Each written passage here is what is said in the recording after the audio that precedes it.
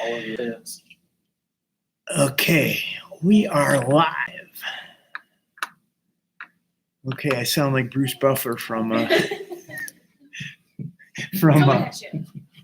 UFC. We are live. Okay, how's everybody doing? We're checking in. We just had a break that was a little bit longer than we had anticipated because I couldn't get the live stream working. And then I had to go to the bathroom. So now we're back, and we got some feedback from Will because he got a chance to move around with his back, and tension came back or moved and shifted, and we got some information there. I was having a conversation with Kyra before. There were some questions that she had for me, and then I thought it would be a good, instead of talking about all of it offline, I thought it would be good to bring that into the conversation because there were good points in understanding when we're talking about shifting in the neurology, changing patterns of pain in the physical body.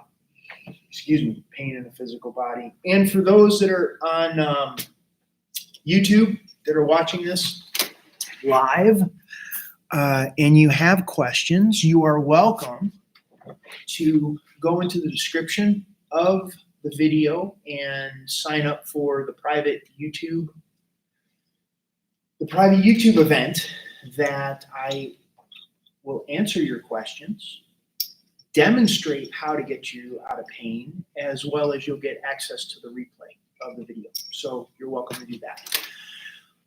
If you don't, you're welcome to enjoy watching this live stream all day. We have this session and 2 more sessions, which are also in the description as to how today's playing out. Kyra. Well, we were talking about ultradian rhythms, and it brought up something I had learned about polyphasic sleeping. And polyphasic sleeping is essentially sleeping as we're born to sleep, which is when a baby is born, it sleeps for an hour every hour or 2 hours. So it's just on and off, instead of what we do now, which is stay awake all day or try to stay awake all day and then sleep 8 hours and then work your ass off all day, sleep 8 hours. And you just do that in larger chunks of time. I don't know the guy's name, but there was a man who had done an experiment with this who took a 30, 45-minute nap every hour and a half or every 2 hours, whatever it ended up being. And it worked great for him because he got so much more stuff done. He had a lot more time and more energy when he was doing anything because he was like fully into it, and then he would shut it off, or his neurology would shut down, take a break, take a nap, wake back up.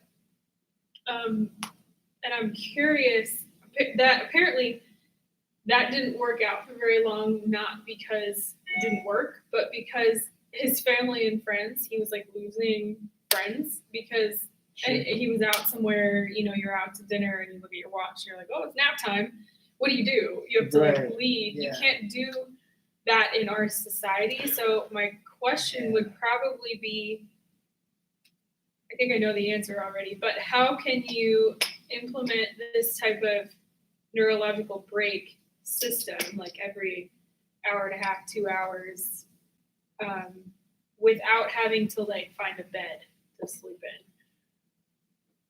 Changing neurological states doesn't necessarily mean taking a nap. Mm-hmm. Changing neurological states can be changing positions. Mm-hmm. Changing neurological states can mean going from sitting to walking or exercising. Mm-hmm. Changing neurological states could be going from being very active, meaning I'm going to exercise now for the next 90 minutes, hour, 90 minutes, something like that, to resting or eating. So it's not always when I'm saying recovering isn't necessarily just napping or sleeping. You could also use these positions of comfort as a way of resetting the neurological state. Mm-hmm. What it's getting into is more becoming aware of the shift in state that I'm getting diminishing returns by continuing to push my body more and doing what needs to be done in that place instead of pushing and getting diminishing returns. I'm still working on this as well. This is an ongoing practice, ongoing understanding of myself. There are times where I will work I go gangbusters when I wake up in the morning, and I'll cycle through and do 3 or 4 of these cycles.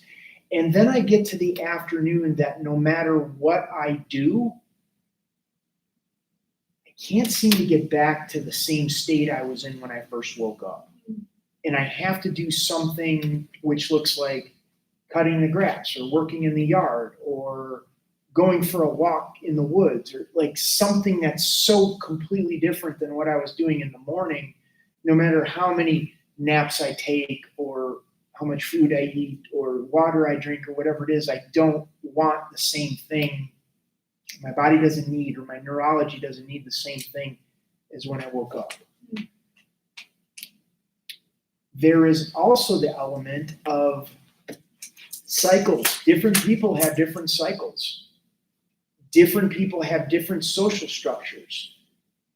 I am probably not the one to ask about being social because I tend to default to be so introverted that I am totally cool just being at my place and not really engaging with anybody.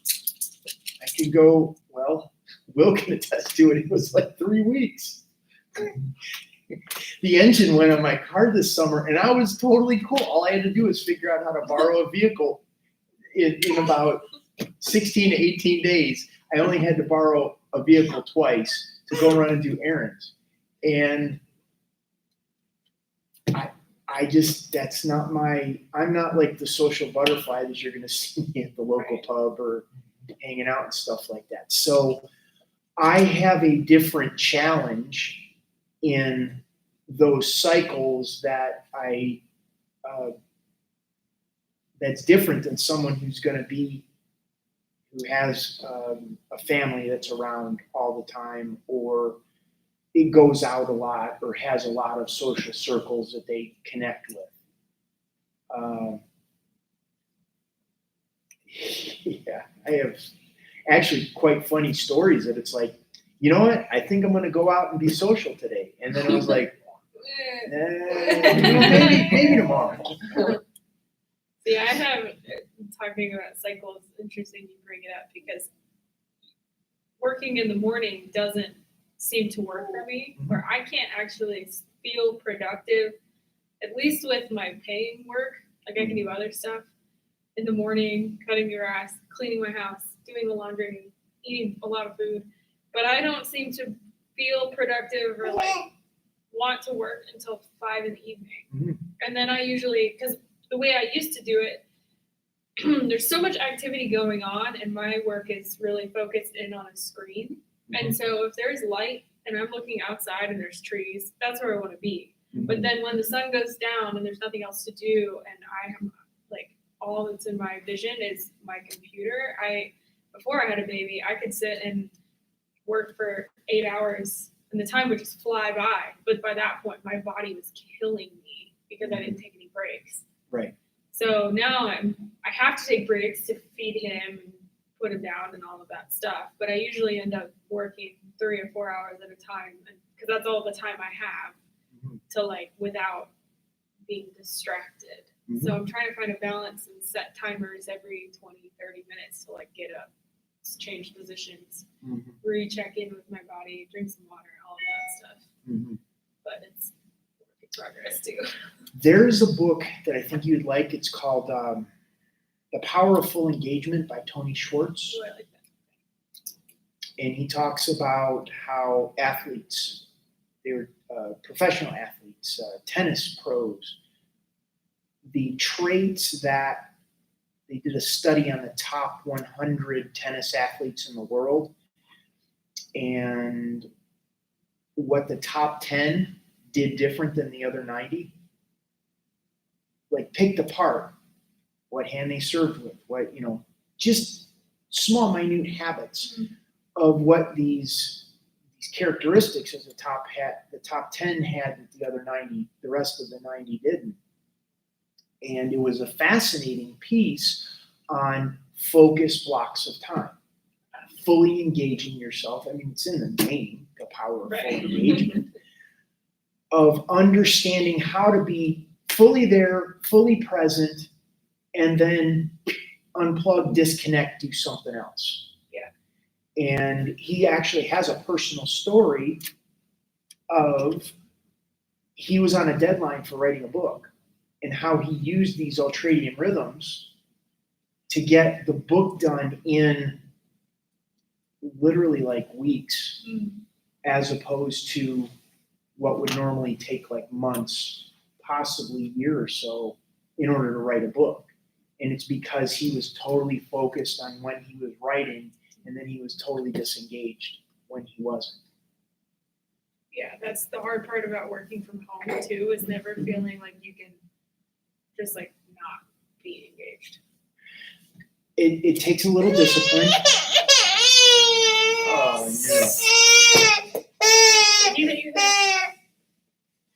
no. It takes a little bit of discipline, but there is more to creating a context to do that rather than discipline. Yeah. Meaning they're like going to the gym, let's say. Let's use that as an example. Most people think, well, I'm going to start going to the gym today. Yeah. But they don't set up a context for going to the gym. They haven't gotten their shoes. They don't have the outfit that they're going to wear to the gym. They don't have the bag for it to go in.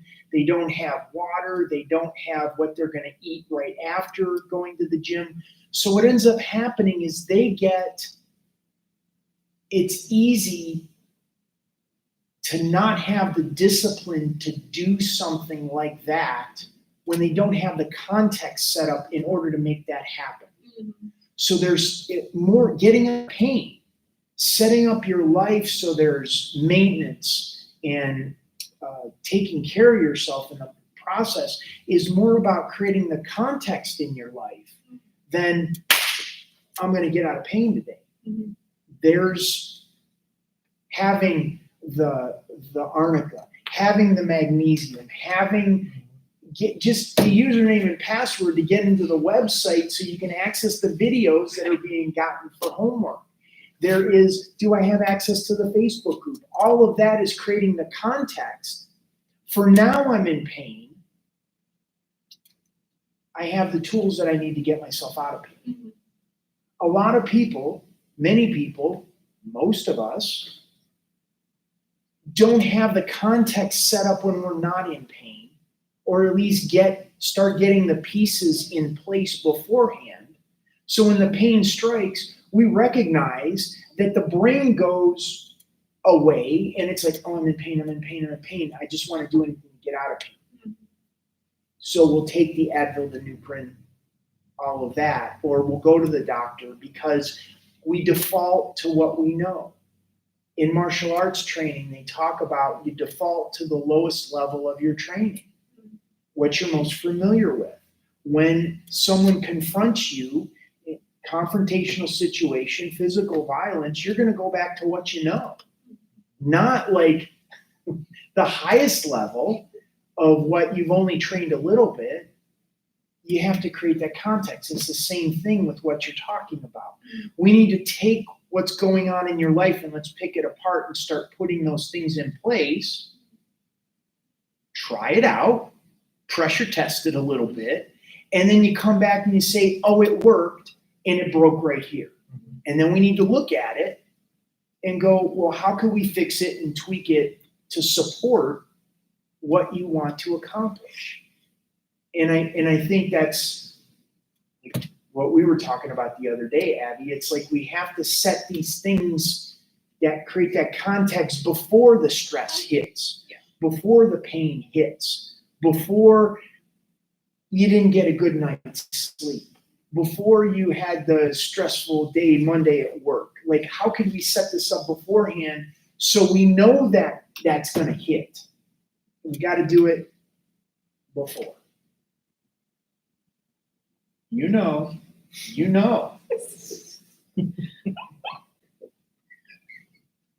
I got my eye on you.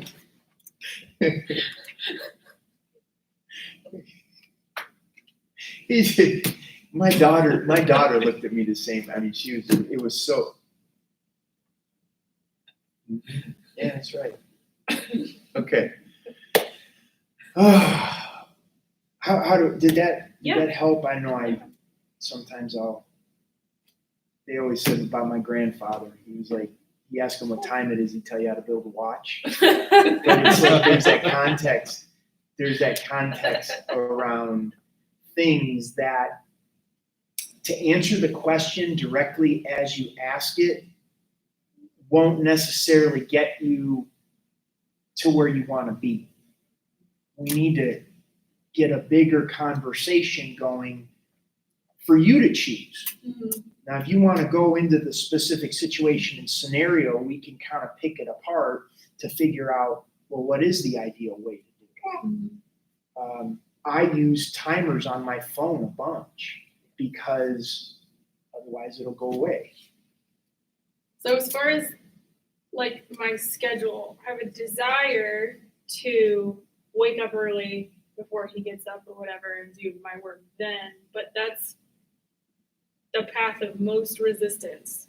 So if we're looking at creating comfort and not pain, it's kind of painful, not physically, but it's painful for me to get up and like make myself do these things. So should I just work with what I already am comfortable with or what I know?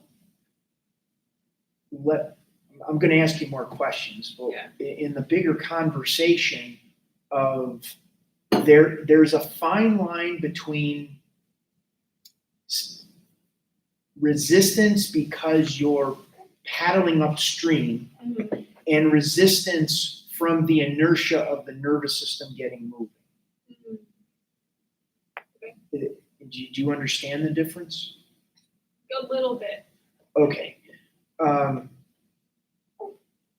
What's a good example?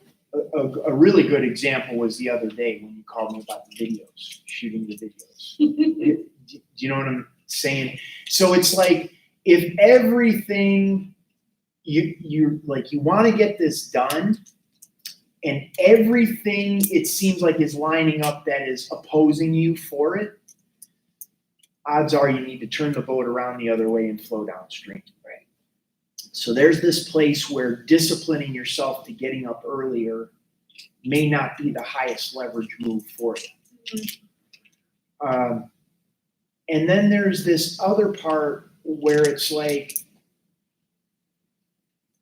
overcoming the inertia of getting the nervous system moving is more like, well, maybe I'll just check out this one more video on Facebook. Or maybe, you know what, I think I'll just clean up the kitchen. Right. You know, so there's like, we're doing things not that we're tired or not that we're unmotivated. It's like there's part of our nervous system that is avoiding doing the high leverage thing. Yeah. And that there's a distinction there that one is preventing us from going forward. The other one is blatantly telling us we got to turn and move in another direction. Yeah. And what I'm suspecting is if you spent a couple of days paying attention to the distinction between those two, you would begin to find where you could be using your time much more efficiently. Yeah. Because you're avoiding doing something. And other ones, it's like, I'm really pushing the river on this one. I'm just going to turn the boat the other way and go downstream. But most of us don't have those distinctions. Like there are times this morning, 3:30, I'm up. I'm ready to go. And I got a lot of this set up this morning for this. Oh, I knew that was a clunk. That was a good clunk. For instance, I drove back from South Carolina yesterday, 3.5 hours. When I got back, I had the headache that to beat all headaches. Like it felt like my eyes were crossed and I couldn't even think to type an email. So there was this place that everything was telling me, just go to bed and get up early. So I set my alarm for 5. I wake up at 3:30. So do you see how the distinction with that? If I would have tried to have write things or pulled these things together last night when I had this horrendous headache, I would have spent a lot of time, got a little done, would have stayed up later, would have been exhausted. And then I wouldn't have been able to get out of bed this morning, had squat prepared, and then wouldn't have been on to teach today. And I had to kind of feel into that. I had to kind of see like what made sense for me, because I'm the first one that'll kick my own butt. That it's like, no, you gotta type something, you gotta do something, I gotta put something out. And the more I tried to motivate myself to do it, the less it was going to happen. And that's usually a topic switch. That means, oh, well, I think I'm going to watch a video on the Irish mob last night. That's what ended up happening. And then I went to bed. So anyhow, that's my story. I'm sticking to it, Abby. Okay. Is that helpful? Yeah, definitely. Are there other questions in and around that? Will, do we want to get into that between the shoulder blades and standing comfortably? Sure. Okay. Let's do this. So we had, maybe you want to come on over here. We got you comfortable. We got you comfortable before the last break. And then it was like, okay, you're going to move around. And then the pain went right between the shoulder blades. Did I get that correct? And as you're right now, do we still have the pain in that place, in that spot? Shoulder blades? Yeah, between the shoulder blades? It went away. No, my neck's stiff at the base of the neck. Okay. Different than it was before, but it's more lower back tightened up during the break. Okay. Got it. So go through those ranges of motion in the pelvis that we worked on during the last session and see how that is. Still easier pulling the left one up?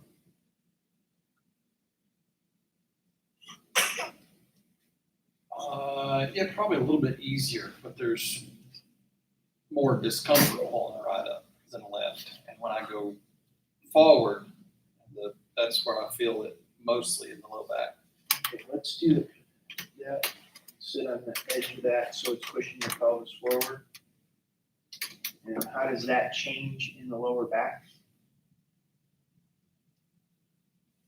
More neutral again. Neutral meaning it's quiet. Yeah. How does it feel between your shoulder blades? Fine. And how does it feel at the base of your neck? I can still feel it at the base of my neck. Okay, I want to add one more piece to the neck because we did 3 directions. We did up and down, we did side to side, we did tilting the head to the right to the left. Now, is it on the right side or the left side? Pretty well centered, but slightly to the left, I'd say. Slightly to the left. I want you to turn your head to the right and watch me first because it's a little hard as you're looking I at can't see it. I can watch over there, it's far away. Okay, so I looked at it small. Okay, so you're going to turn your head to the right, but you're going to slide your chin back. So kind of like that kind of move. And then slide it back until that spot on the left side of your neck goes away. So you turn your head to the right and hold it back and it go away in that position. Yeah. Okay. It wants to tighten up on the right side, but Okay. on the left, it goes away. Now back off of the chin a little bit so you're not fully, you know what I'm saying? So it's like if you pull it all the way back, it causes the right side to want to tense up, but back off maybe so we're only at 60% or 70%. It doesn't really change what's happening on the right side much. Then adjust it, tilting your head or Oh, up that and does it. down. Yeah. So this is where we're kind of like, like a mime, how it adjusts. They're doing that kind of thing. And you're finding for the sweet spot where the nervous system calms down and it just gets real quiet. Because in that space, that's now we're coupling it with what's going on in your neck and going on in your pelvis and your hip. And we're creating like this global pattern of comfort in the neurology that allows it to unwind and let go. And then there's the connection. There's this resonance that takes place. Just like when you, a tuning fork, and you hit the tuning fork and it'll cause other tuning forks to vibrate, or wine glasses, like wine glasses will vibrate because of the frequency of what's going on. So as Will is sitting here in this position of comfort and his nervous system is dropping down and letting go, it facilitates the release of tension patterns in those around him. It's like you become the tuning fork that's setting the tone for those around you, as opposed to all the people that are spazzed out and crazy and angry and all that around you. Now you're calming yourself down and you're creating the touchstone, the basis point for which everything else around will start to calm down as well. Kind of like a lighthouse. That same concept. And we have questions coming in. And for those on, so there are questions on hamstrings and massaging hamstrings on the medial side of the knees. Please go, if you have questions, welcome. I'm glad you're here. If you have questions, please go into the description of the video, and there's a link to sign up for the Facebook group where we are answering questions. I will use those questions to demonstrate live in the class. You will also be able to ask the questions. We'll use those to demonstrate, and then you'll also get the access to the replay. You can do that as well. So whenever you would like to use that, other than that, we're going to continue the class. You get to be the little mouse in the corner. You on YouTube, you get to be the little mouse in the corner in the class. I think they call auditing. Those that are in the Facebook group are actually in the class, as well as those that are live here. They are actually participating in the class. How are we doing there, Will? Better. Did it, what's going on in the neck? It's all released back here. Cool. So, good. And what, lower back, hip? Lower back's good unless I do, pull everything forward. Mm-hmm. And then it's still there. But just sitting and resting, it's neutral. Okay. So here's what I would like to add to the equation. A lot of times we choose, without knowing this, we choose to be in pain. Okay. Once we begin to know this, it's like we can choose to do something different. And the length of time we've been in pain means the more of a charge that is stuck in the neurology. So the more time we leave the body in physical comfort, the more time we allow the neurology to bleed off the tension. Follow me? This goes with the vector and the force. Yeah. The hammer on the door, there's a direction and force that gets stuck in the neurology. So what I would say is when you're over in the chair and you start feeling this, grab a towel, like I extra ones, or a blanket, and sit this way. That will give your neurology more time to bleed this off and you to work this out. Because it's not a matter of that it can't be let go. It's just that I think it's the amount of time that you've been in pain or you've had this that just needs more support in letting it go. Is that making sense? Yeah. So you got it, and it may ping pong around for a while because we're talking about layers of stuff that has gotten stuck in the neurology for accidents, injuries, surgeries, trauma, stress, transmissions, engine rebuilds, brake jobs. So we have all of these things that have built up over time. And now it's like we're trying to figure out how it is when we were 9 months old. And it's like, oh, we bumped our head. We just wanted our mom to hold us, and now everything's good. So I understand, there's certain ways we need to show up that life happens and we don't necessarily have the ability to be 9 months and be coddled like that. However, there's things we can do in the process that is not severely sabotaging our own healing process. Is that making sense? Like, we can do things. You think back to, I think back to in high school, college, people would pull the all-nighter kind of thing, studying. And there would be like, oh, it's 5 a.m. and I got class at 8. There's no sense in me trying to take a nap. I might as well just push through and stay up all night. So it's like there's this place where there could have been a small window.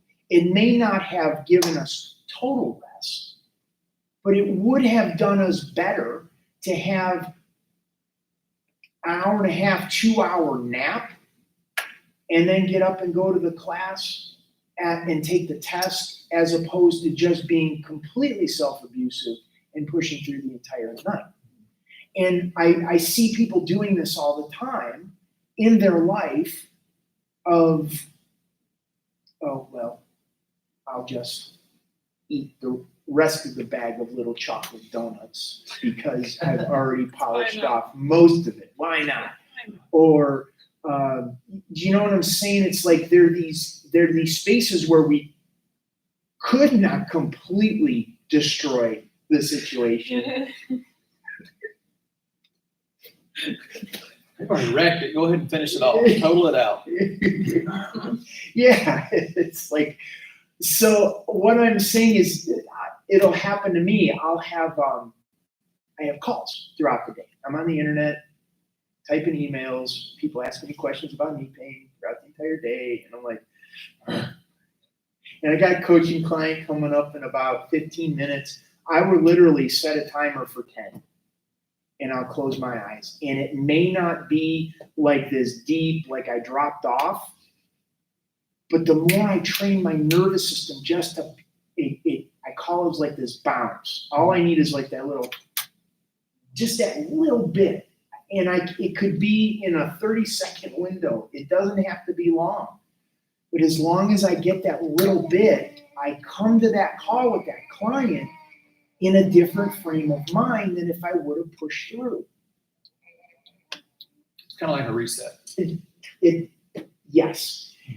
And what I'm proposing is the more we train the neurology to understand what comfort is, the faster the reset takes place. So I would encourage you to work with that while you're in the back row over there. That's right. Would you? Sure. Okay. How are we doing? How's everybody doing? Good. Questions, comments, nasty remarks? It's only coming from the people on YouTube. Yo, mama. Facebook group. What do we got? Sir, actually, knee operation done 2.5 months ago, but I still ain't able to walk and bend. Can you please help me in this? Yes. Go in the description. Sign up to get into the Facebook group, and we will answer all of your questions. We will even demonstrate based on where and when your knee hurts.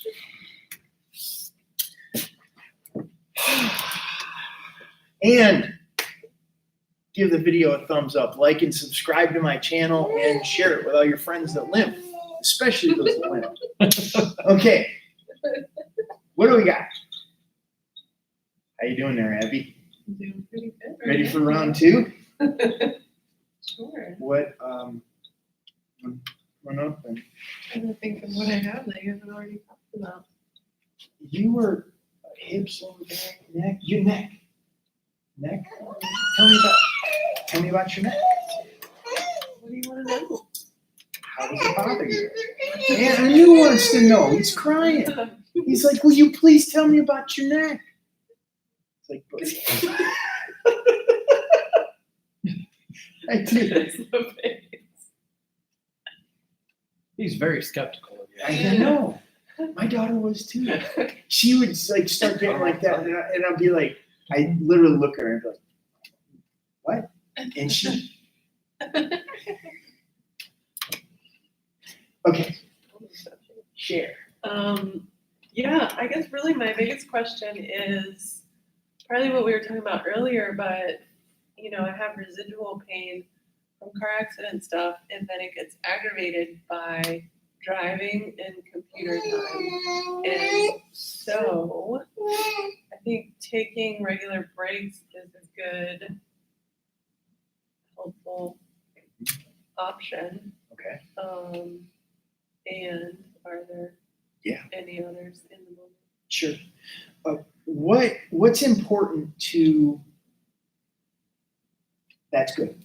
That's a good starting point. And what we want to do is usually when we get to a place, it's like, I don't know what to do.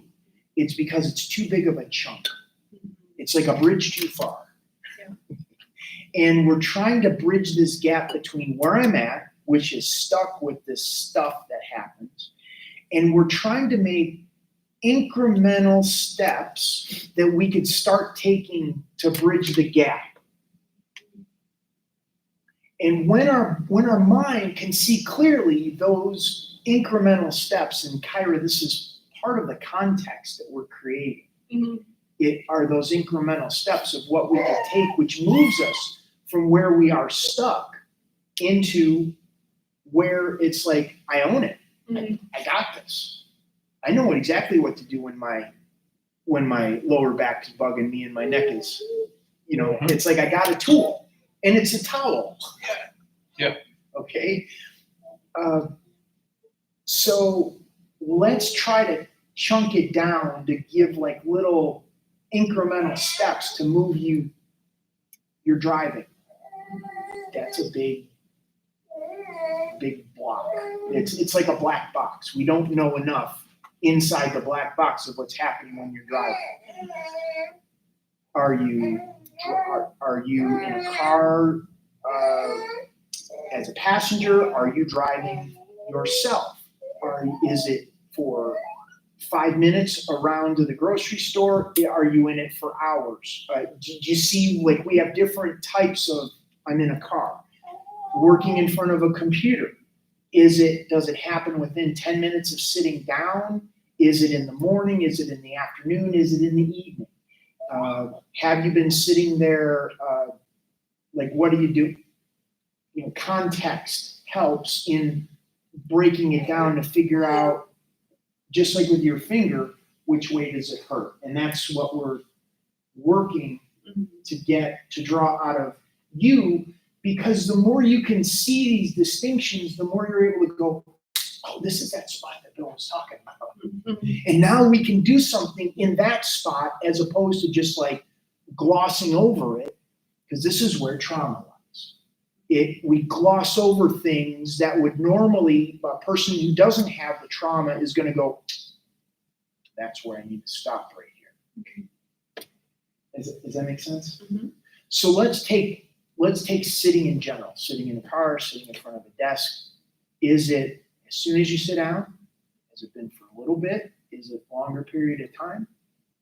Yeah, Start so there. that's the hard thing. It's after a long period of time. Okay.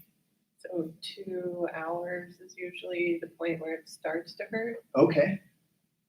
And where? Like, is it hips? Is it lower back? Where is the place? It is hips and lower back. Sometimes it's more often neck. And so I drove 2 hours yesterday. It didn't hurt while I was driving, but it hurts now. Okay, like, as you said. Okay, cool. Well, that's perfect, because now we have a before. It gives us contrast. This is how we could use pain as information.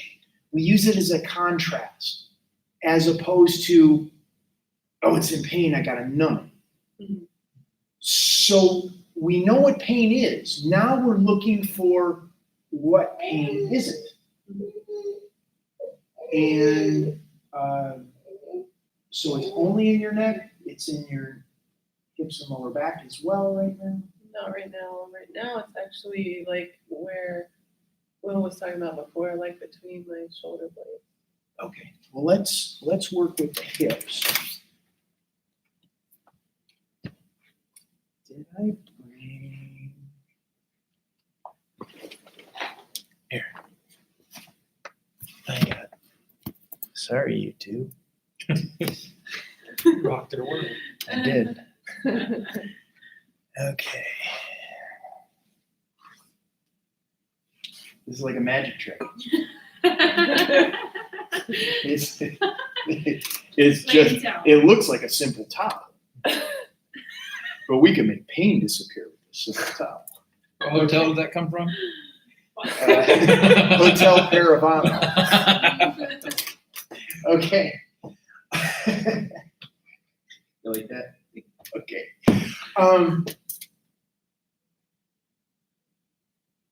Somebody's calling. Okay. Let's see if a lot of times the pain in the neck is a result of the body compensating for an imbalance in the pelvis. So it's like a compensation pattern. If you could feel this, if you're just sitting in a chair and you move forward, you can feel the pain, the tension start to gain in your lower back. It's like you don't want to fall forward. Also in your hamstrings too. Mm-hmm. So you could feel how the tension just changes by leaning forward a little bit. This is what's happening in the physical body when there's an imbalance in the pelvis. Like one of the hip bones is higher than the other. A lot of times people go to the chiropractor and they'll say, well, you have your left leg is shorter than your right leg. Well, it's not because the leg is physically shorter, it's because there's a tension pattern pulling the leg up. And to get an orthotic in the shoe just continues to support the dysfunction that the body is displaying. It doesn't address the issue on a neurological level of why the hip is pulling up to begin with. So what we're going to what we're doing now is going to the source of where the tension is being held to support the body, shift the neurology, and then get it to let go so the legs balance out themselves. Does that make sense? See, even just knowing that, all of a sudden you breathe deeper because it's like you don't feel stuck in that place. There's a recognition on a neurological level that there's truth being spoken. Pay attention to that whenever you hear anyone speak. If you listen to someone speak and you're like, oh, I'm more confused now than I was before, that is actually increasing the tension in your nervous system, which contributes to the stress and tension that the body experiences. But if you hear, and this goes in relationship, when you're talking with someone and you work through a difficult time and you get to the other side of that conversation and you both go, it was a productive conversation. If you get to the other side of that conversation and now you both feel worse as a result of it, probably not a high leverage move in terms of getting you to feel better. Okay, let's try you putting this right at the edge so it kind of like pushes your pelvis forward. I will say there's like a little bit of pain right now, right there. Did it just start happening, or? Like in the last 5 minutes? Yeah. Sort of, or I Okay. just noticed it. Okay, let's put this underneath your right hip then. Let's see what happens in that left SI joint. and in your neck. What happened? Does feel better. Some relief. Some, tell me what. Uh, Remember, we're looking for what is like not pain. Right. So some relief is moving us in the direction, but we're looking for like a sweet spot. Like if we shot an arrow at a target, we can hit the target, but we didn't hit the bullseye. Yeah. So we hit the target, but we're trying to get to the bullseye, which is where the sweet spot means the whole neurology goes, ugh, that's it. So the hip does not hurt anymore. Yep. And what happens up there? It still hurts up there, and now it hurts a little bit. Okay. So let's do the same thing we did with Will with the shifting the chin towards that. Yeah. Yeah, that's helpful. Now dial it in with the tilting of the head side to side, head up and down, clockwise, counterclockwise, turning your head. So you're getting to a place where this disappears, the collar disappears, collarbone disappears.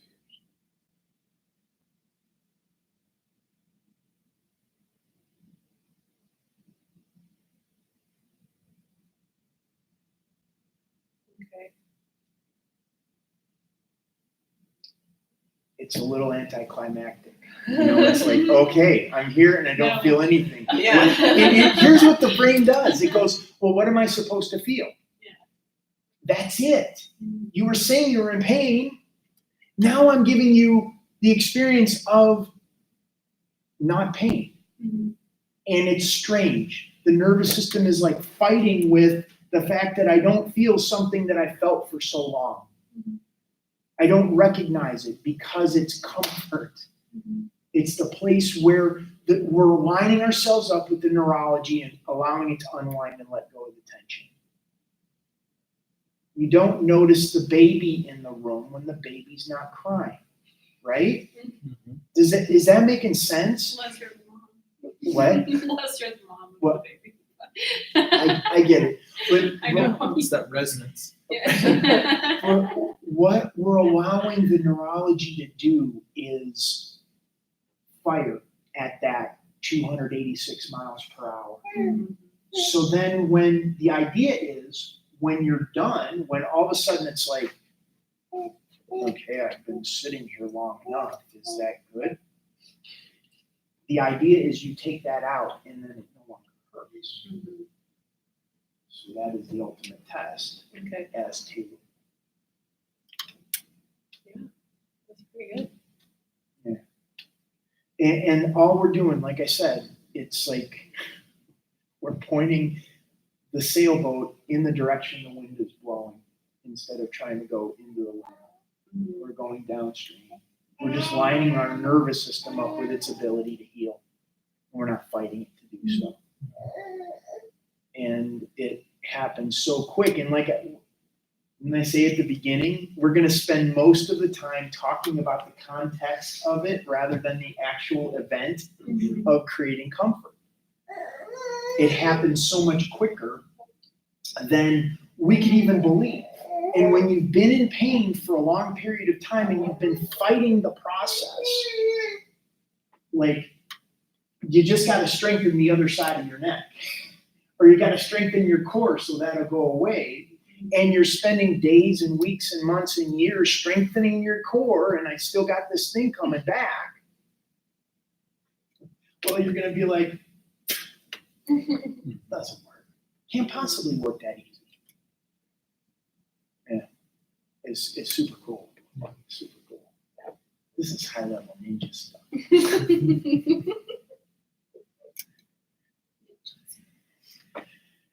So, okay. Questions? What are you feeling now? No, it hurts right here. Is it different than what it was before? Mhm. Yeah. Okay, do that Keep again. doing that. Well, it could be different. Right. That's the piece, and that's a trap that the brain will get into. Well, it still hurts. Mhm. The quality of what hurts, yeah. There's a distinction, there's a nuance. We have to fine tune it. It's like dialing into the old time radio. When we get close to the station, it gets scratchy and loud, but as soon as we get on the station, it's clear. We go past it, it gets scratchy and loud again. Yawn, the nervous system is let go. And what needs to happen is sometimes the signal can change, which means if it's not as comfortable, that means we've bled off the tension in that vector and plane, and now we're onto a different vector and plane at a deeper level of awareness of what's going on in the neurology. So we need to fine tune it again to figure out, well, where is the new spot? And then give it time to work. Is that cool? Yeah. Yeah. Anything else? Or would I go there too? Yeah. Okay. So Yes. when I'm in that process, Yes. right, when I'm like in the car or at the computer, my problem is always it doesn't hurt in the moment, it hurts later.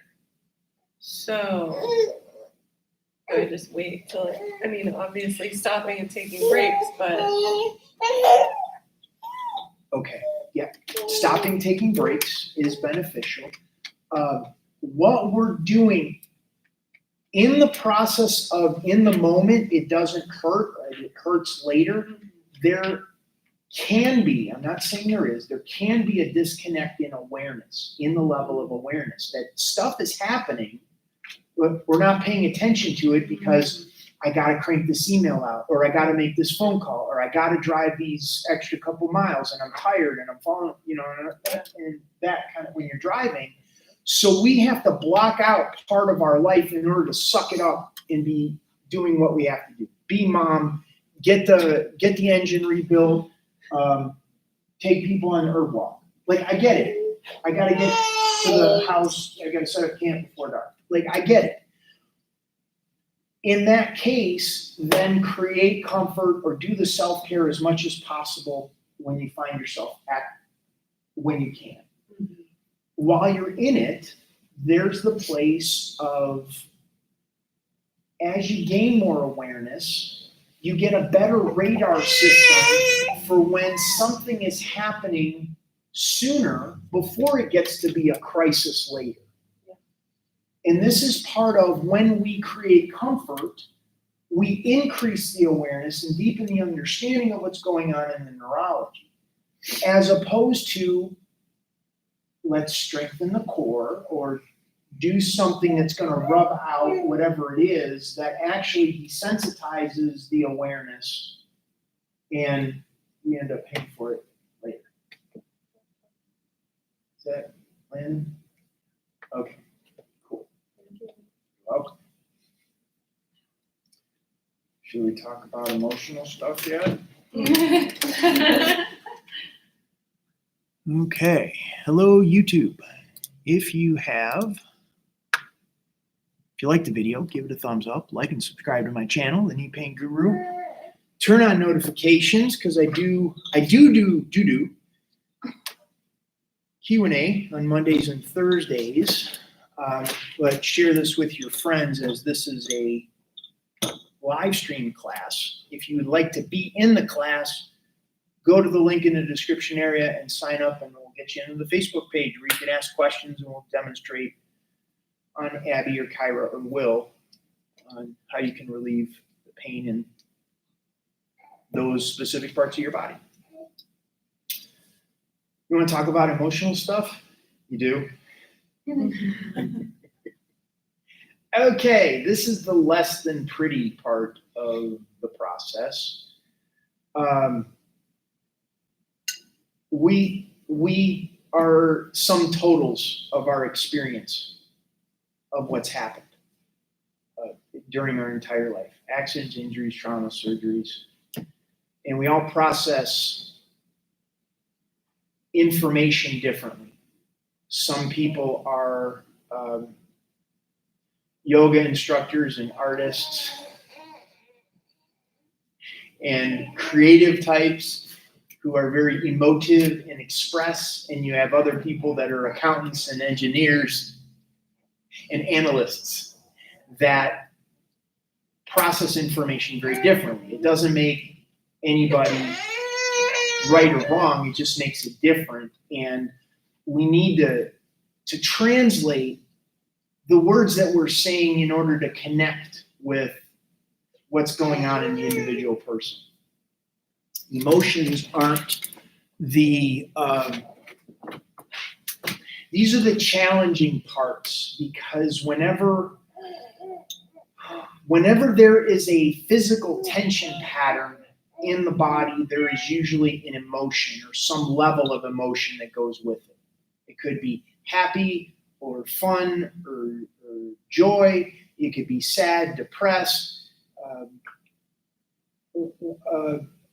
Let's take your trip, your long drive, and you got to suck it up, and your back hurts, and you're driving in traffic. You may hit a traffic jam. You may not like where you're going to, or you may have not liked where you're leaving from. There are all these emotions. And now we're in this position that the body hurts, that we're uncomfortable. And then we get the body into a position of comfort. Those emotions don't necessarily just disappear. When we create comfort, we're changing the neurology, which gives the opportunity for those emotions to start moving. And when those emotions start moving, it could look like, I don't know why I'm so angry right now. Or it shows up in an argument. You know, we just shut up already. That kind of thing. And what ends up happening is when we create this path for the body to release the tension physically, it's kind of like we also leave a path for those emotions to come up and out. And it can look like, gee, I feel really energized and I want to go work out a bunch. And it could be like, oh, I feel super tired and I need to lay down and rest. Or it could be, I don't know, you fill in the blank. Because everyone is going to experience their body differently. But it begins to move because we've created the path for it to move. There are times when you're under a super amount of stress for a long period of time, and all of a sudden that stress isn't there anymore. You still feel the stress. And now we can release it physically, which allows the physical body to get in alignment with the direction that you're going, which is the fact that the stress isn't there anymore. It's something to be aware of. It's something to be aware of the emotions that come up and really not to judge yourself in the process. Whatever those emotions are. I'm angry, I'm frustrated, I'm sad, I'm depressed, whatever it is. Just allow it to be whatever that is and understand that it's going to shift. This is not going to be there forever. And it's also important to pay attention to the self-sabotage that can happen in that space, which can look like, oh, I feel really good. I'm going to go back to judo. Mm-hmm. Boom, you get thrown on your head, and now I'm in pain again. Because the pattern needs to be addressed more than physical. You can be out of physical pain. There's people watching right now that we get them out of physical pain, but without this context to understand what to do on the other side of the pain being gone, they'll just fill it in with a different kind of pain. Or support that pattern of self-sabotage, or they'll be, bam, right back into that pain pattern again. Right, Anu? Is that making sense? So we have to we have to be aware of the highs and lows that can happen as a result of releasing the physical tension pattern of pain in the body. Or pain, whatever you want to call it, tension, discomfort, burning, shooting, whatever that is. And on the other side of that, there can be a high or a low. And if there's a high, we have to rein ourselves in so we're not completely riding that high wave, which can lead to self-sabotage, or the low of that releasing of the physical tension pattern can be like, oh, well, there's the end of the world. You know, I'm just gonna finish the bag of little chocolate donuts, you know? Is that kind of making sense? It's big stuff. And especially with like the nuttiness that's going on in the world right now. Like there's a lot. I find it amusing because when you look through the lens of the nervous system, it's all kind of playing out. Like everybody's going through their little like trying to, and whatever argument you see on social media, whatever political tiff or whatever is going on, and people are like, they're trying to process what's going on in their neurology. They're trying to make sense of it. They're trying to find their balance point. And some people get stuck in like some crazy conversation and they lose center, they lose focus of what's centered and balanced, of what quiet looks like in their nervous system, how to get back to a place of comfort, because the place that they're returning back to in their physical body is painful, holding those same tension patterns that are in their mind and their emotions. So how important this is to create physical comfort, to give a space for it to move, is huge. And there's not a whole lot of people that understand how to do this. Except for babies. And then we teach them how not to do that. There was giving an example. Yeah. How you doing there, Kyra? Good. There's like so many layers to the emotional part where, and it's cyclical too. Like I have, on a personal level, been experiencing a lot of irritability and like anger lately. It's just kind of, it's been coming up. Part of it is diet, because I picked up coffee again and I'm trying to quit that. So it's the caffeine is aggravating in and of itself. And other habits like hot, spicy foods, things that are just, my digestive system is overworked, and the end of summer, everything's just burning up, switching into season. Generally, and switching into fall and winter, get this way. I think I'm like holding on to summer and spring. I really like the sunshine, so I'm like having to do a lot of processing and letting go that way. But they're deeper and deeper layers of the pain that I experience. I know what trauma it stems from, but what I don't know is I can say all day that I've let it go, but the pain keeps coming back. So I get more frustrated that I can't truly let it go. And then it's a cycle that keeps happening over and over. Well, where, I might have a really good day and feel like out of pain in that one area, but then it keeps resurfacing maybe on a different level than it did before. So I'm probably the whole reason why I'm here is figuring out how to do that very thing. Yeah. So we eat a whole elephant one bite at a time. Yeah. And that everything you shared with me is like the whole elephant. Mm-hmm. And we just got to start picking apart little pieces of that to zero in on exactly what's going to shift for you. And from this context of what I'm really good at is how can we find comfort in your physical body in those places where you experience this cycle repeating.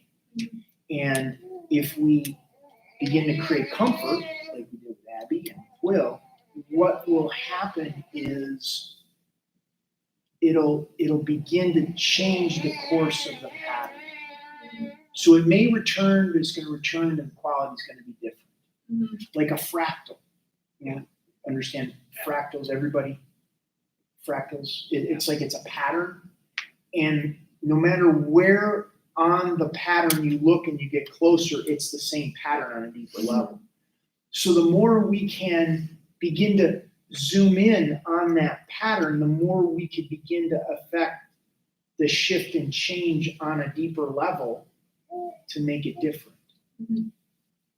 Allow it to shift and be different. So what comes to mind is the thing in the ribs and that, which all ties to digestion and all that kind of stuff, breathing. So let's see what we can do to shift that pattern in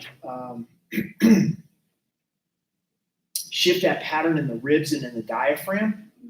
That would give you a little bit of an insight or a toe in the door, a foot in the door to understand it a little differently. Okay. Does that make sense? Yeah. You know what we could do? It depends on what's with him. Like you could literally hold him. We could find a position of comfort with you holding him. Get that to shift. Okay. Because I'm sure there is a pattern of the diaphragm that went in when you were carrying him and the way you hold him now that could be ties together. It goes in with that resonance thing. Yeah, and it was amazing. He was, always had a foot in that ribcage. Always, like the right side, all the time. And I got really bad heartburn as a result of probably food, but also just him kind of like shoving his foot in that side. Okay. And we had talked about. It's funny when you brought it up. It was like a light bulb went off. I didn't even say anything about the baby. Well, do you carry him on your left hip? And I started to notice every time I picked him up. Did I say the left hip? Yeah. And I knew. Yeah. Well, because I had talked about my right hip hurting, and so I've noticed I've switching sides or holding him directly in the center, but more so switching sides, and the difference. Have been feeling a lot better, at least my hips have. I don't know if he'll let me hold him right now. He seems content. Well, we could try it. Yeah, either way. Yeah, I'm fine either way. Whatever works for him, because ultimately, I mean, the babies are the ultimate reflection of what's going on with the parents. And the more I could find, in a way, taking my daughter's lead with things as to what I need to be doing now and what I don't need to be doing now, things go so much smoother. It's kind of nutty how it works, but I was at Firefly late at night, the drum circle, and he's been, not anymore, but he was waking up every 2 hours to eat, even at night. So he would wake up and I would sit and I could feel myself if I was anxious or tense at all, or if I had a thought, he would tense up and have some almost like a fear response. But if I like melted and I took deep breaths, he just like fell right asleep in my arms, even amidst like a big drum circle experience, which he's exposed to all the time. But I was noticing it was like an instant reflection. you see how he rolled over? So, like, I watch it all the time. What I'm seeing is he's not using tension to do it. He's just using his structure to do it. It's great. It's cool. Okay.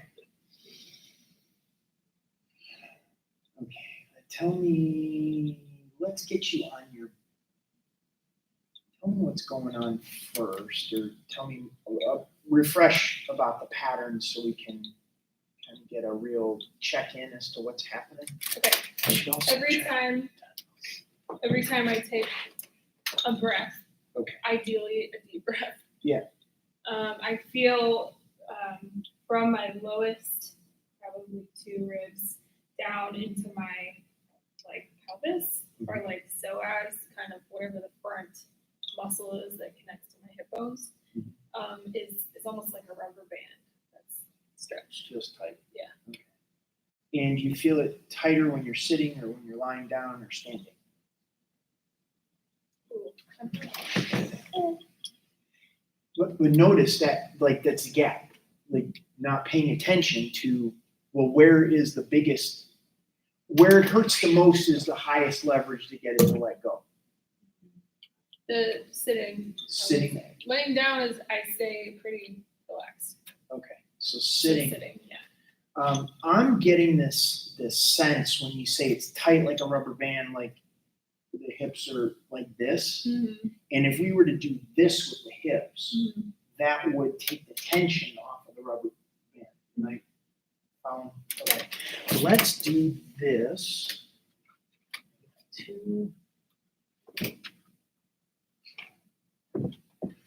Okay.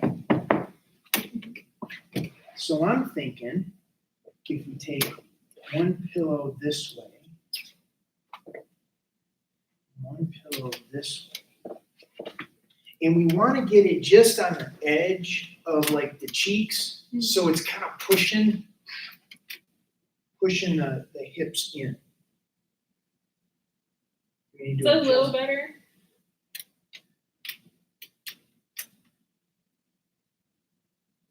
I'm still feeling it low here. Low there. What if we put it a little lower?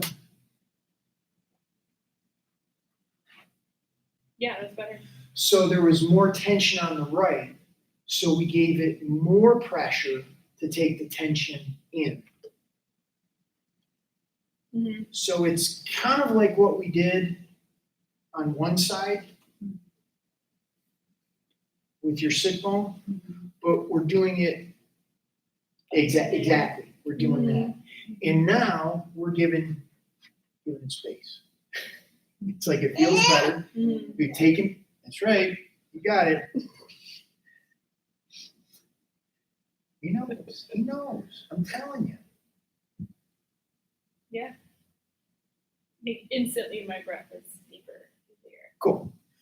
But what we don't want to do in this space is we found the sweet spot. We don't want to pull her out of it.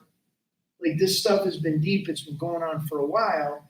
So we'll give her neurology more time to work it out.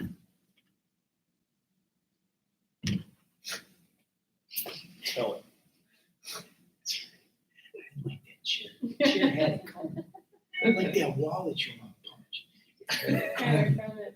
I went and looked at the wall later. Maybe I made a dent and nothing. It was so unsatisfying. I'll show you how to punch a wall. Yeah, do that. Actually, I vowed never to do that I'm again. done with punching not- walls. I'm done. Soft things only, but I tend to not. Soft thing. Doesn't have the same like satisfaction. Ooh, okay. So now I feel Yes. some tension here, Okay. right So on the left of the spine. we have a choice, but I want to get your input in it. One is we can pull everything out and see if that goes away, or we can do something else to kind of support what we already have going on that would further put it in a position of comfort.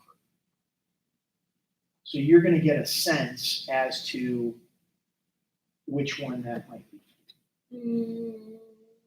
Let's keep going.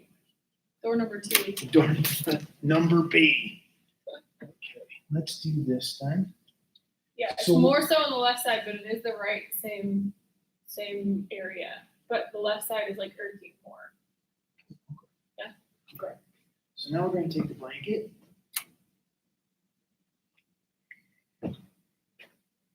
And what I'm thinking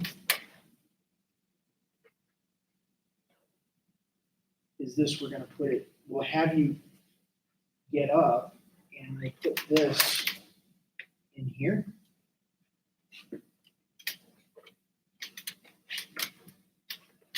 And slide down, yeah, slide down a little bit so it's kind of doing.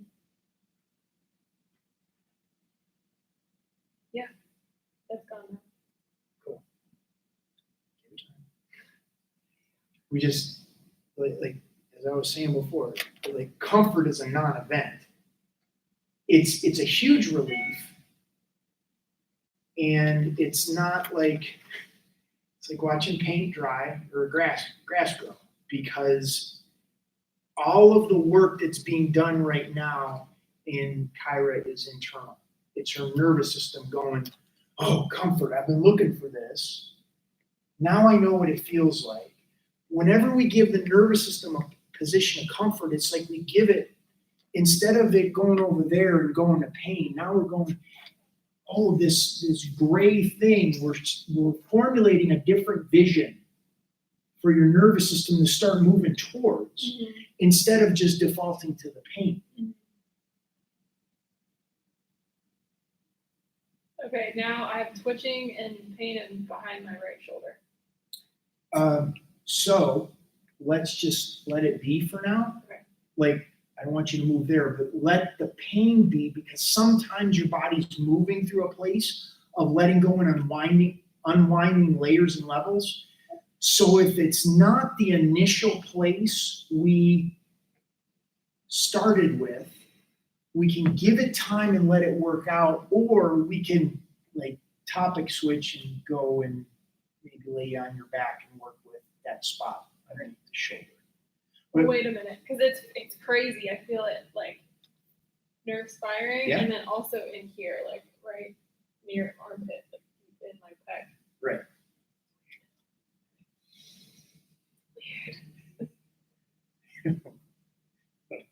Body tips, everything. Well, it's pretty fascinating. I have a tooth. I got a number of teeth. There's one specific one I'm referring to. It was sensitive, been sensitive for a while, and woke up in the middle of the night. It was just kind of like, and I just started working with the tension in the tooth. And I started dropping down, and I felt like all this stuff shooting like into my calves and things like that. It's because the way we chew, it's connected and all that. Right, Anu? Oh, those toes. Yeah, that's right. I'm so close to crawling.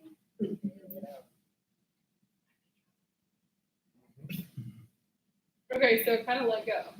It let go in the back, Yeah. and it let go deep in the armpit. Yeah, still feeling like a little bit of twitching in the front. Just let it. Just let it. 'Cause think of it like a pressure cooker. We're hitting the bleeder valve. When we get comfort in the area that we were initially talking about, all this other stuff that's moving and shifting around here is like all the pressure letting off. When this is done and we take all this out, you're going to have a very different experience on the other side that gives us an indication of where the next breadcrumb is.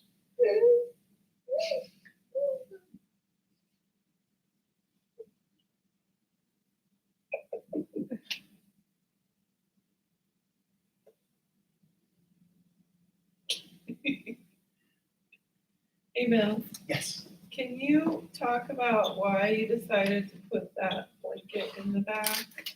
Or Going back to our tensegrity I structure, knew I picked that up for a reason. this is like the perfect, it really explains the body very well. So Kyra was talking about her spine between the red and the blue. So she was talking about tension in her spine.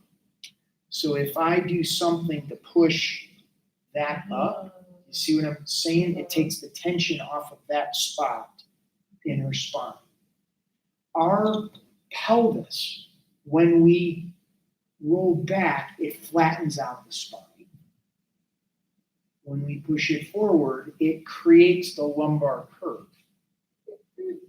She was talking about pain that was kind of like in that spot in the lumbar curve, or in the area where she, was it T12? Like you did something there. I fell on my head.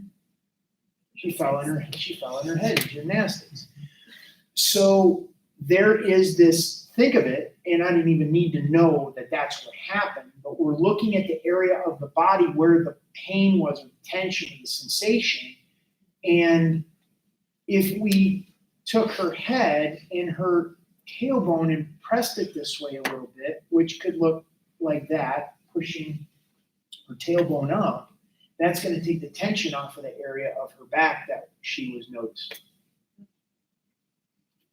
So I'm looking at I'm looking at what the body is doing that I need to move it, twist it, shift it. The knee joint is the same. The elbow joint is the same. The tension patterns in the body from a neurological perspective are all the same. They're going in 3 planes of motion. Rotation, forward and back. Jeez. It's just like the neck.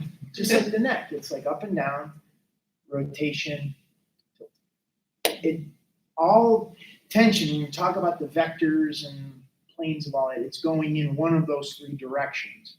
Because we only need to get the pressure off of the nerve that's the width of an eyelash. It's tiny.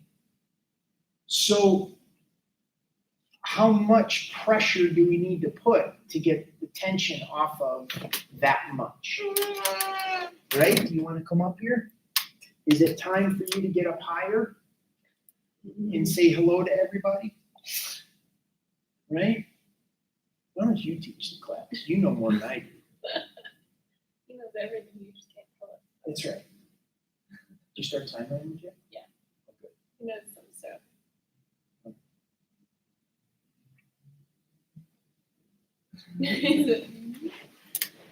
Okay. I have more of that twitching happening in my low belly, like deep.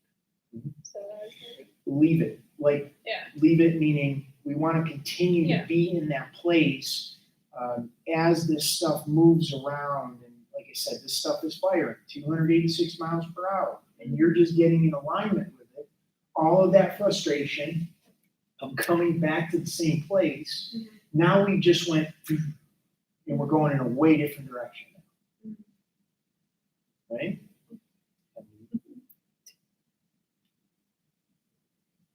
We only punch soft things now. We only punch soft things.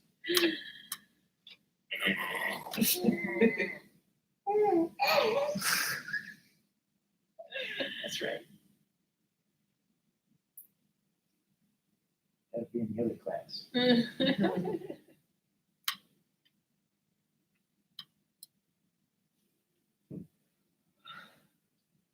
What's happening? See, Abby's letting go and stuff. Mhm. The resonance that takes place. Mhm. It's like let's talk about trauma.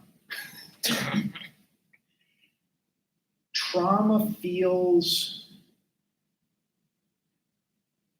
being that I've had a significant amount in my life, like a lot of head trauma. Multiple times knocked unconscious, 30 years in martial arts, shattered windshields with my head, knocked out by a baseball. I mean, like layers and layers of like, bam. Trauma feels spacey.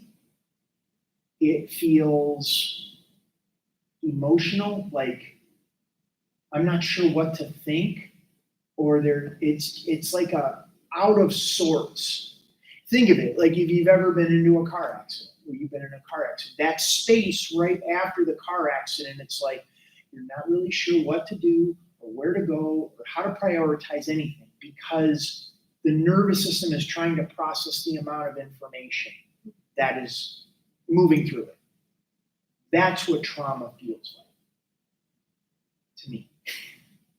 It may feel similar to other people, like to you guys, and whatever it was. Trauma could be like, in space where a loved one died, and you're like, I don't know what to do. I don't know what to think. They've always been in my life, and now they're gone. What do I do? So there's a recalibration that takes place as a result of the amount of information that has been input into the nervous system. And then we're just trying to figure that out. And trauma is not necessarily a bad thing if we have the support network and the tools to handle it. Like, you have some people that go through traumatic events, and some people are completely debilitated by the event, and another person goes through it and they're like, okay, yeah, that's what happened. And they look at it not from a victim place, but it's, I got the tools, I had the family, I had the community, I had this to be able to let it go so it doesn't get stuck in my neurology. So when you look at what's going on in the world right now, a lot of people have stuff is a medical term, stuck in their neurology that they're trying to process, they're trying to get out, and they don't quite know, they're trying to make sense of all of these things, right? You got this?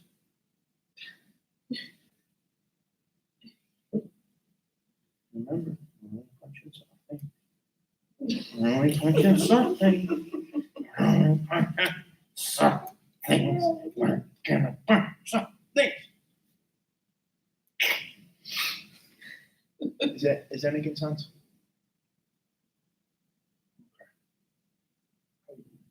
It's like moving down my arm. Rolling everywhere. Yeah. This is what we don't have to fight it. Like, I just do the one thing and then get out of the way. Like when Doug talks about forest regeneration, and he talks about putting rocks at the bottom of the creeks to build up soil. How much is that? You do a rock, a couple of rocks, and then it builds up. Like, get out of the way. let nature reorganize it.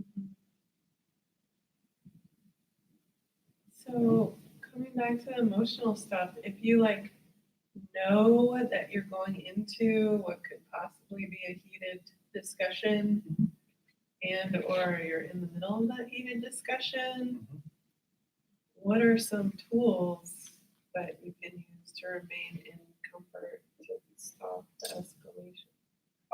Pay attention to different aspects of you. It's not all of you going into it. There's a mental part, there's an emotional part, there's a physical part. So what can you do to take care of yourself in preparation for it? How can you be physically comfortable? It could be the location of the talk. It could be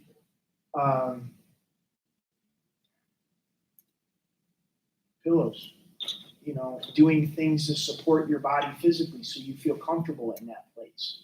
It could be creating a context in the conversation where you're slowing down the process and finding comfort and getting back to a place where you're letting go of the tension as it escalates. Is that making sense? Nonviolent communication, that is something that's good. I've not been able to successfully.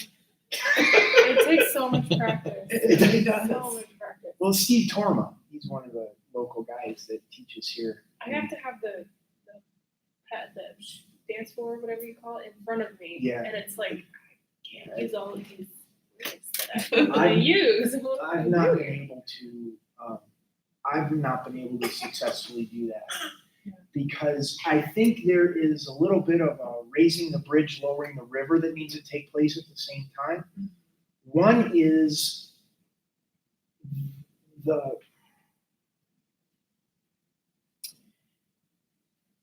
there are certain relationships that may never be bridged. They're incapability of it, and use it as a contrast for the type of relationships not to look for. Like, it's a good example of a bad example. Is that making sense? So you already get like a baseline for a range not to go in. So now the relationships that you do have dialogues with are an opportunity to work in that. I mean, have had assuming a successful marriage for a period of time, there's got to be a level of both people are in it looking for an outcome that they're willing to work towards.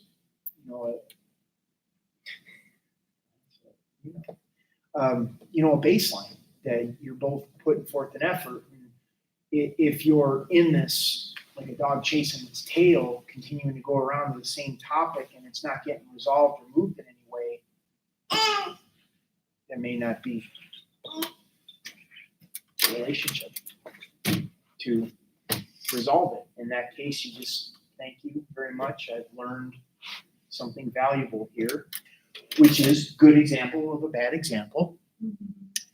And continue to move on. Right?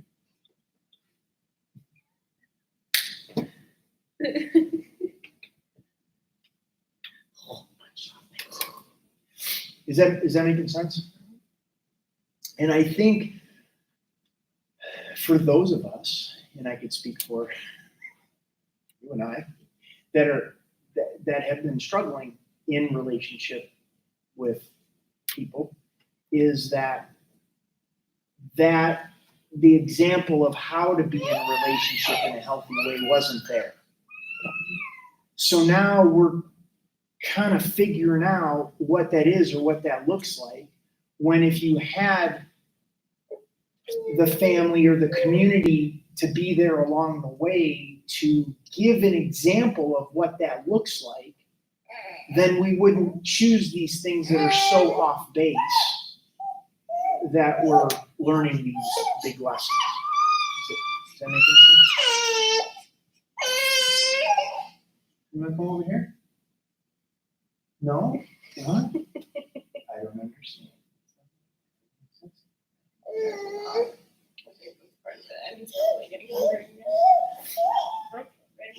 How are you doing there? Things shifted? And that's a good Yeah. thing, like it's done. She's done. Yeah, he kind of knows. I can definitely feel the difference in the rib cage, the initial complaint. So we can, like, these are things we can come around again in session 3 or session 4. Yeah. But that's part of what we're doing. I'll go back to session 1 when I said creating comfort is kind of a non-event, and most of the time is giving the body time in a place of comfort and talking about the context of all of those things. How's it feel? Better, How's it, breath? fuller. Good. It doesn't feel like a sharp pain on the top of the inhale like it usually does. Okay. Yeah, it's good. Thank you. Oh. I'm gonna. I think what? Are we done with this? Yeah, I think we're gonna wrap. Well, you could look. Hold on. One last thing. You could feel it. You could feel like the completion in the session. It's like, okay, we're done. We're gonna wrap it up. This is a good place to put a period, and we'll pick this up. Let's see. We got it. 11 to 1, and we will pick back up at 2 o'clock. Dave, if you would like to work on your left knee, go into the link in the description and sign up, and we'll get you in the Facebook group and get some questions, as well as everybody else. Make sure to give the video a thumbs up, like and subscribe to the Knee Pain Guru channel, and turn on notifications for future videos and events that I'm doing here on YouTube. So thank you so much. We will return at 2 p.m. Eastern time and continue on. Have a good one. See you soon.